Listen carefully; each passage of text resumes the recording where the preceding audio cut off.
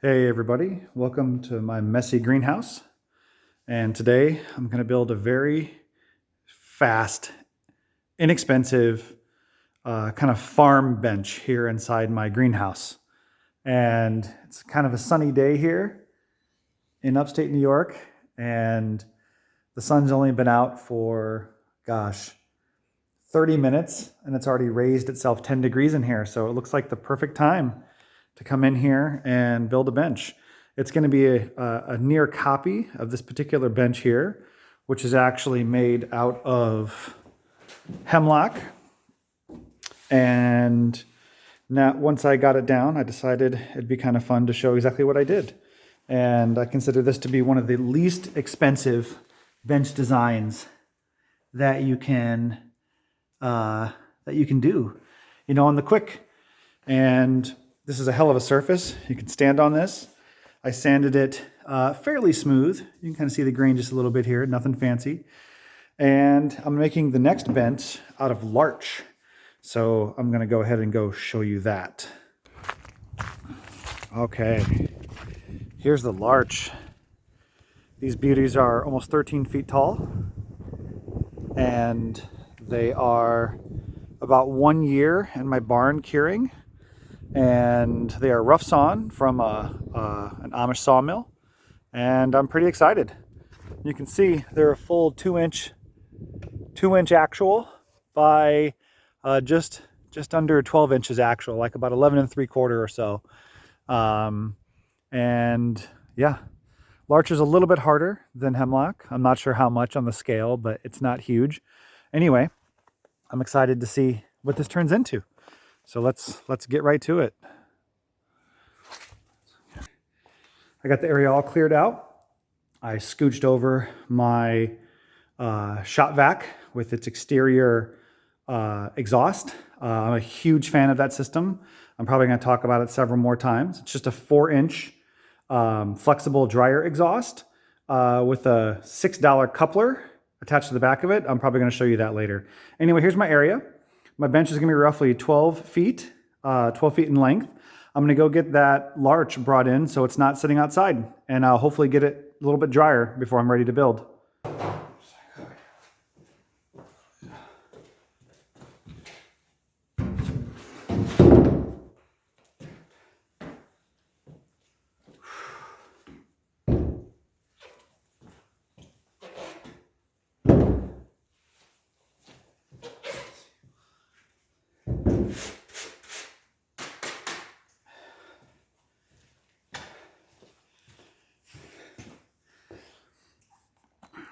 All right, here we go. You can see these beasts. Here they are. Can't wait to get them installed. So I'll show you real quick what I'm going to do. I'm all about doing the absolute fastest, least expensive way to do something decent. Okay? So what I'm going to do here is I'm going to just take one 8-foot 2x4. I'm going to put in 2 or 3 anchor bolts. I'm going to drill it right to the wall. And from there, I'm going to take two 22.5-inch boards drilled into the side, coming out this way and this way. And then I'm going to have a 2x4 or 2x6 leg here. And so it'll be about 2 foot of overhang, and somewhere in the dead center, I'll have this 8-foot support structure. And the whole idea here is to do this as inexpensively and as fast as possible, but still make it strong enough to hold the weight of several hundred pounds. Most everything I do in my life basically is based upon trying to get the maximum benefit out of the least amount of effort or work. And there may be better ways to build a table, but I just put about 300 pounds in those boxes on that table, and that table doesn't even give a damn. So I'm excited to see what happens. So, all right, here we go.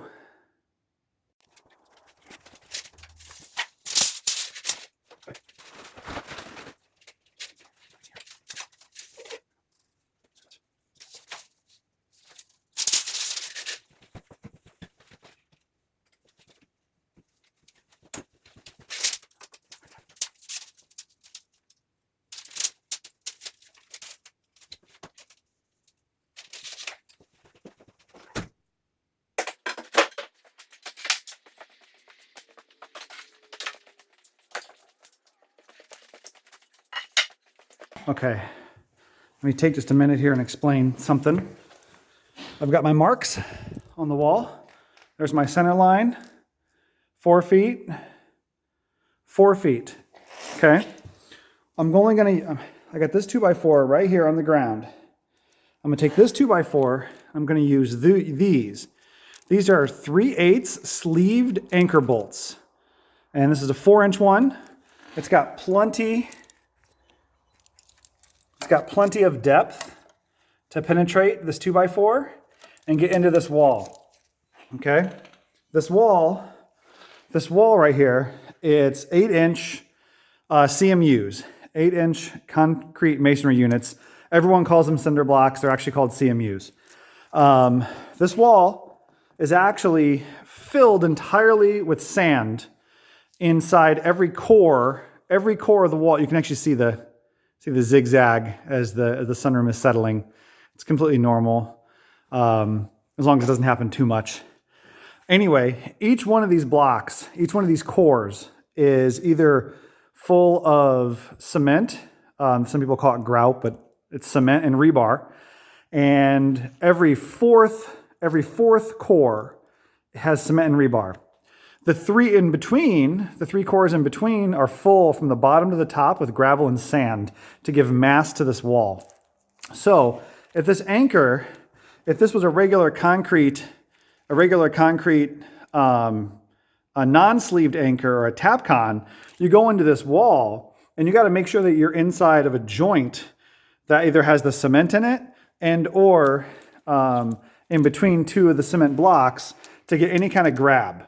These sleeve anchors, however, will expand and hold even inside the cores that don't have the cement inside them, because they expand and then they lock to the inside of the block core wall, which is about an inch and a half thick or so. And that's plenty of strength.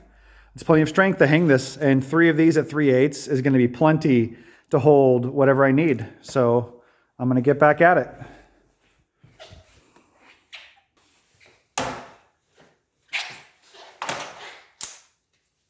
Ear protection.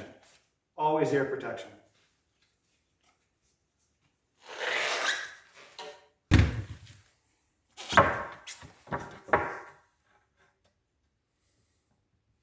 Just going to hold this board up pretty much level, but that doesn't have to be perfect.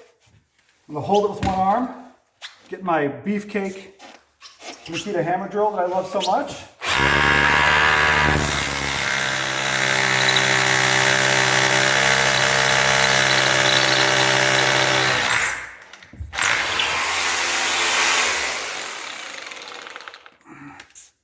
All right.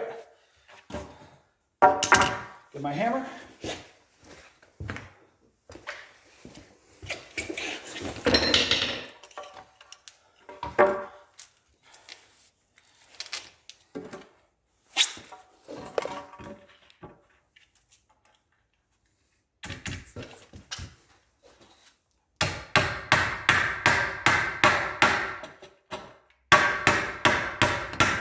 Here we go.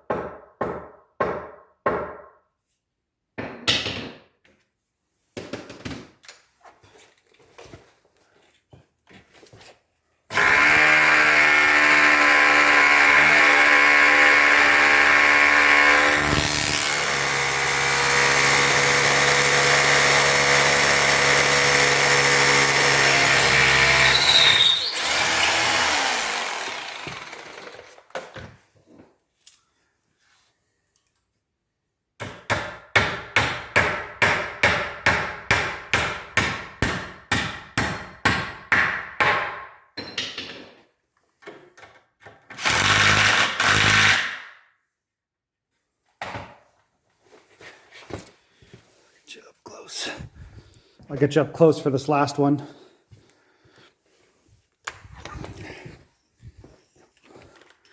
Here towards the end, probably about the middle of the board.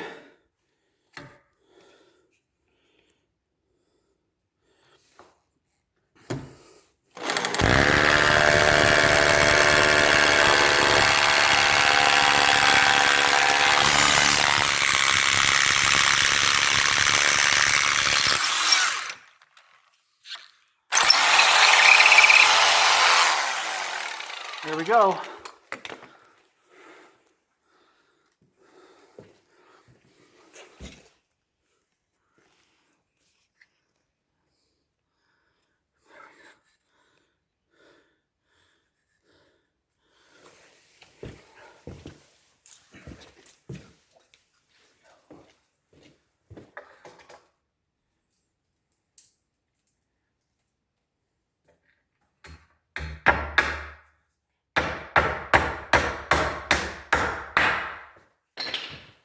All right, tighten them, not too tight. Just until you hear the gun start to struggle. And you quit seeing movement in sucking the board closer to the wall. That's it.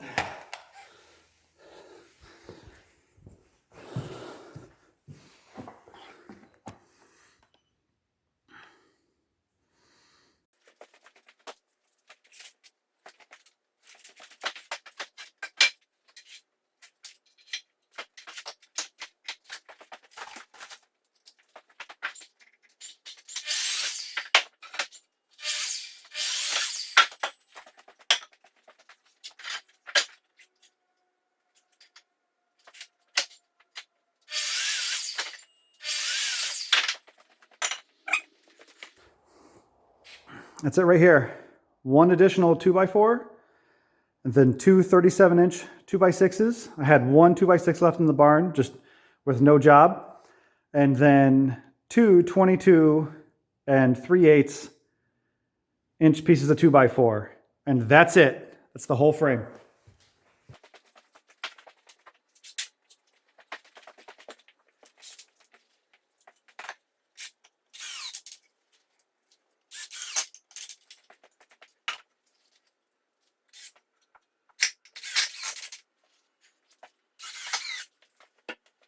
Okay, I want to show you the real magic now. Magic. It's important that we all have something we're excited about, no matter how simple or dorky. Anyway, here's my 2x6. I'm picking the attractive side. I'm going to take my 2x6 and center it just like this. Okay? And you can see it makes kind of a beefy, more stout looking leg. I'm going to drill it here, 1 or 2 screws right here, flush with this 2x4. And this is cut at 37. This is mounted at 37 inches. So it should be fairly close to level. I did a quick check. The floor is pretty good. And I'm going to do the same thing over here. Put the attractive sides facing out. It's going to go in the middle, like this. Okay, same deal. Then I'm going to take a 2x4 and I'm going to stick it right here and go this way between the two 2x6s. And so what that's going to do is that's going to let these two 2x6s and this 2x4 hold on the ends another 2x4 across, and that'll become the frame. That is basically it. We're looking at one 2x6 and 2.5 2x4s for the entire substructure, and I can jump on this thing when this thing's done. Combined with this humongous 2-inch hemlock, rough sawn lumber, it's going to be a hell of a table. I think it might even look pretty good too, especially for a workbench. If you don't have access to a sawmill that can provide rough sawn lumber, you can just as easily do this same design with a couple tweaks to the measurements out of dimensional 2x12s. The table will just be a tiny bit smaller, and you have the bevels a little bit, but they're also pre-planed, so you don't have to sand them like I'm going to have to do to make this a pretty workable surface. Anyway, let's get back at it.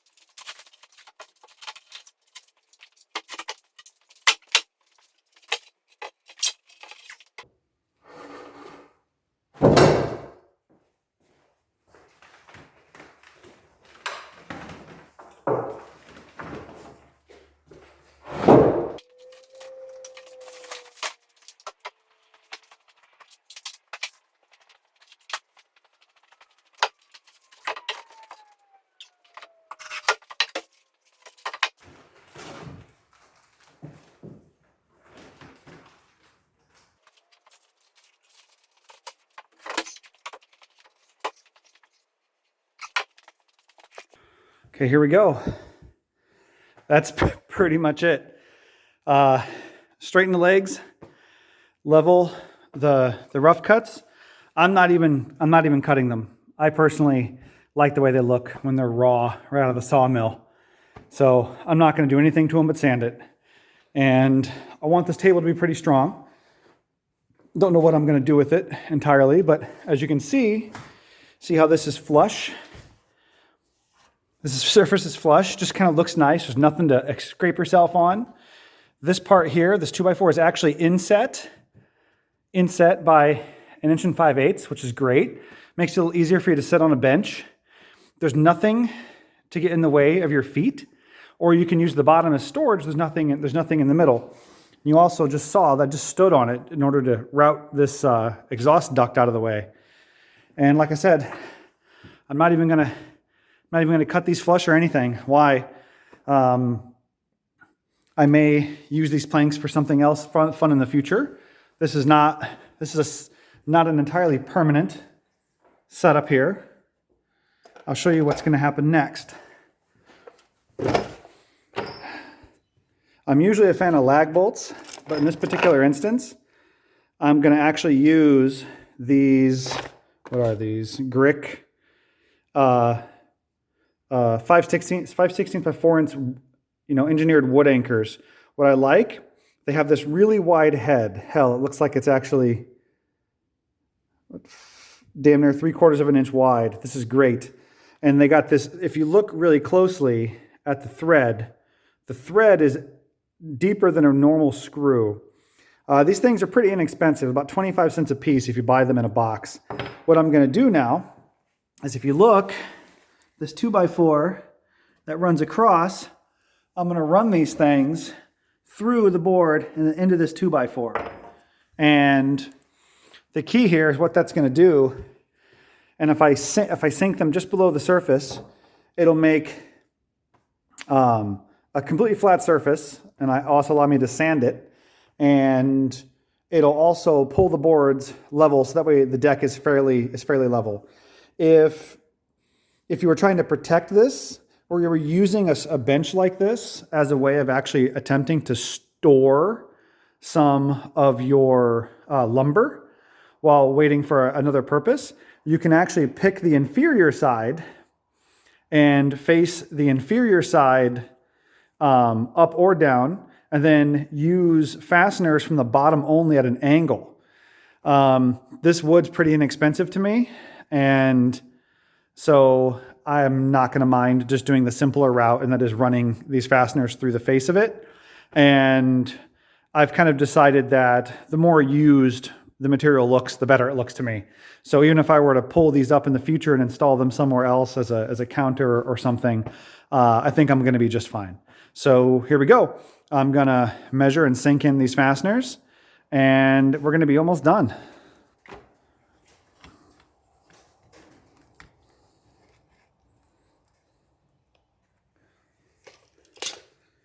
I'll show you my trick for doing this.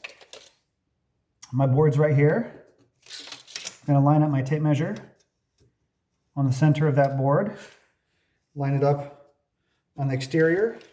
I'm using my tape measure as a straight level. Double check. Yep. All right, 4-inch line, 8-inch line, 16-inch line, 20-inch line. Pre-drilling.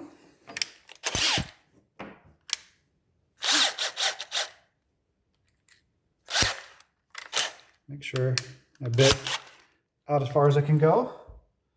Pre-drill.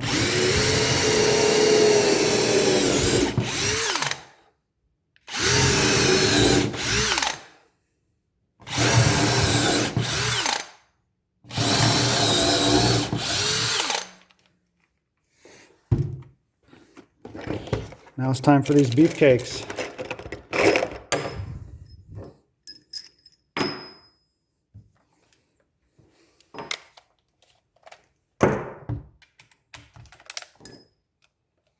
I'm going to show you something. I'm not going to tighten them all the way the first time. I'm going to get them in, get them snug, and then I'm going to actually wait until just before I sand to tighten them the rest of the way. It's going to give a few minutes for these boards to begin resting when they're under a little bit of tension to pull them flat against the subframe.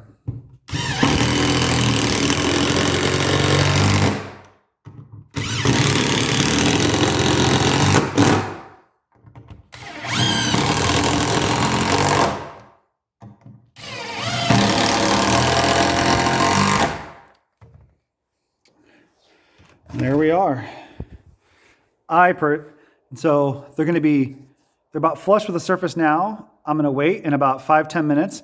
I'm going to sink them just so that way the head of this screw is below the plane. And then we're going to sand them.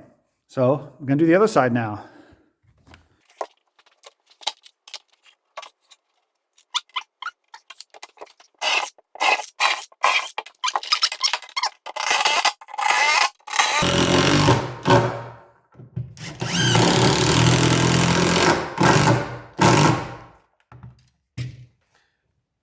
That's it. Incredibly strong, attractive, larch, farm homestead style bench. I'm gonna clean up some of these tools, and I'm gonna get ready to sand this thing.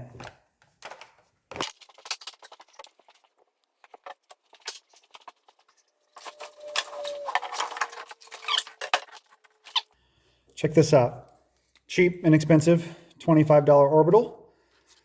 I'm gonna run 40 grit, super coarse. Look at this. On this orbital,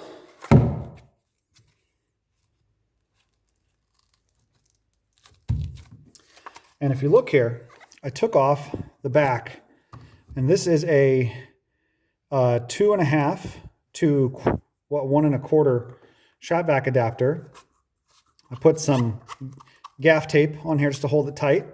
Now I can run my shop vac and it can suck all this fine sawdust out of the air. I don't know about you. I don't mind large chunks of dust like this from sawing and drilling. It doesn't get into the air. However, from something like this, it's going to make many, many, many tiny particles. So I'll always use suction. And here we go.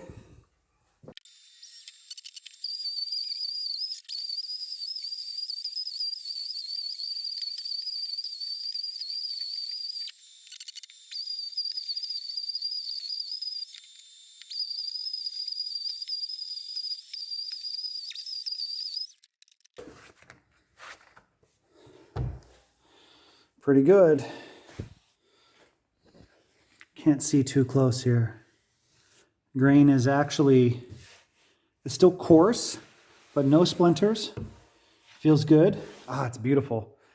I don't know if you can really see the color in this light, but this little damp bit can kind of give you some indication, but it's, larch is real attractive wood.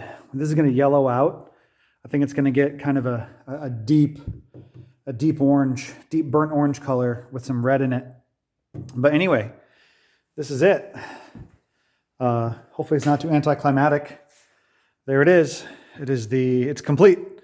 If I wasn't talking and spending time fussing around with the camera or anything, I think this bench could be done in 45 minutes, completely start to finish. It's a hell of a bench for 45 minutes. And you can also reuse these planks. You can just pop them off. You could even cap this with plywood if you were willing to run another 2x4 support in there and shrink your table from 12 foot to 8 foot. But that's it. I'm a big fan of this rough sawn lumber. I believe this larch was only 55 or 60 cents a board foot. So these 2x12s, these 2-inch by 12-inch by 12-foot boards, I don't remember what they were, but they were under $20 a piece. The whole objective behind this little video is that I see a lot of content online, particularly on YouTube, people doing really nice stuff. Actual craftspeople and woodworkers, et cetera, making really beautiful stuff. I'm more interested in 80% for 20% the work. And there's a million things you could do to a simple bench like this to make it look more attractive. And it's going to be a hell of a bench. And farm grade and / homestead grade is what I'm after. And so I thought that this was neat, showing you this kind of compound joint, just to make it super easy and cut down on the time and cost to build something like this. If this was going to be freestanding, you can do the exact same design, but the difference is you cut this board, this support 2x4 down another 1 5/8 and do another 2x6 on the exterior facing the other way. There's more things you can do beyond that.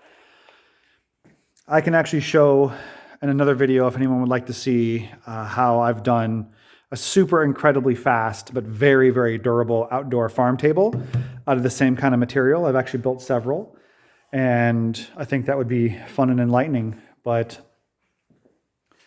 that's it. I hope you enjoyed. And here we go. It's nighttime outside. You can see it's black in the greenhouse windows. Anyway, it's a few hours later, and I finished it. And I even built a very simplistic, it looks like it's curved because the fisheye. But it's actually straight. Interesting. Anyway, I finished it up. You can see here that I've turned it into a little workbench. And I've already put some scuffs on it. And I like it better now that it's getting some damage. And that's it. I just thought you'd like to see what it looks like just a few hours later. Got my heavy metal tunes. And yeah, I'm kind of excited.